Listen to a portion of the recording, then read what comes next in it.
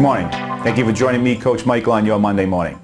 Years back as a coach, I used to do some door knocking in the wintertime when, of course, down here in South Florida, the weather is beautiful. And I used to knock on doors of local businesses and organizations to introduce myself and get a feel for how they're doing and just get a pulse of the local community of the business owners in my area. And one time I went back to the same area a year later. And in particular, I went to this one organization. And as I went in, they were actually packing boxes and breaking down the place. And I asked the owner, I said, "You moving?" He goes, "No, we're out of business." And then he looked at me and goes, "I remember you. You weren't here about a year ago. I remember you. Perhaps I should have put my ego aside and actually sat down and had a conversation with you." I think at that point we were both extremely humbled. I bring this up because the question of the day is, what's the big O in your organization? What's the big O in you? What's the big O that is actually moving you and your organization forward or actually inhibiting your growth? The big O is the opportunities we take advantage of or the opportunities we don't. Now, last week I talked about some of the most successful individuals on the planet, like the Richard Bransons and Warren Buffetts, and what made them so successful, and also they always seem to be less stressed and more relaxed than us, but able to get so much more done. And what it was is they had the ability to say no to 99% of the things that were offered to them. And they were crystal clear on the one thing that would move their organization forward. So before we dive into opportunities and opportunity costs, we as individuals and leaders of organizations must be clear on our vital functions of what's going to move our organization forward. And only then, and when we crystal clear on what to give our full attention to, can we make the right decisions with less tension.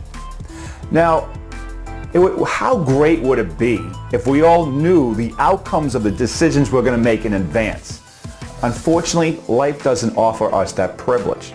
But when it comes time to make a decision, we also must make that decision. Now, I'd like to share something with you or ask you a question or get you to think about something. Have you ever come up with an idea or a potential invention that you believed if you followed through and applied it and created that it was actually changed people's lives? And then a day became a week, became a month, became a year. And you and I walked into a store or turned on a television and saw our idea. I was like, wait, that was my idea. Not anymore. Let me share how the universe works. The universe will present us with an idea, but it has to be acted upon while the idea is fresh. Because the universe is not going to necessarily wait for us to get our act together. So if time goes by long enough, the universe will take that idea back and put it to someone else. And that's why sooner or later we see ideas show up when we didn't take advantage of them. So what are the opportunity costs in this world? How does opportunity costs affect us? What's the opportunity cost of letting our ego get in the way of the right decision? Or belaboring or procrastinating on a decision that's right for the organization? What's the opportunity cost of not having an accountability coach or a counselor or a consultant or advisor in your organization to help us get through our blind spots and also ask us the tough questions that someone needs to ask us to help us to get the clarity to make the right decisions to move forward?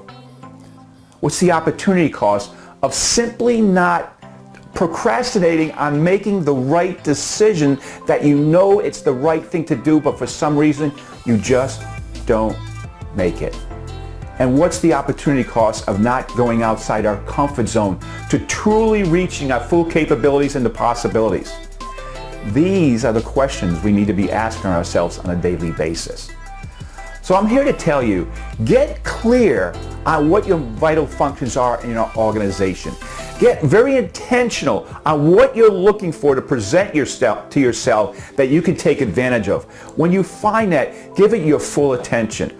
Also get with your mastermind team to discuss these so you can absorb the infinite intelligence of more than one individual. Take action on that idea.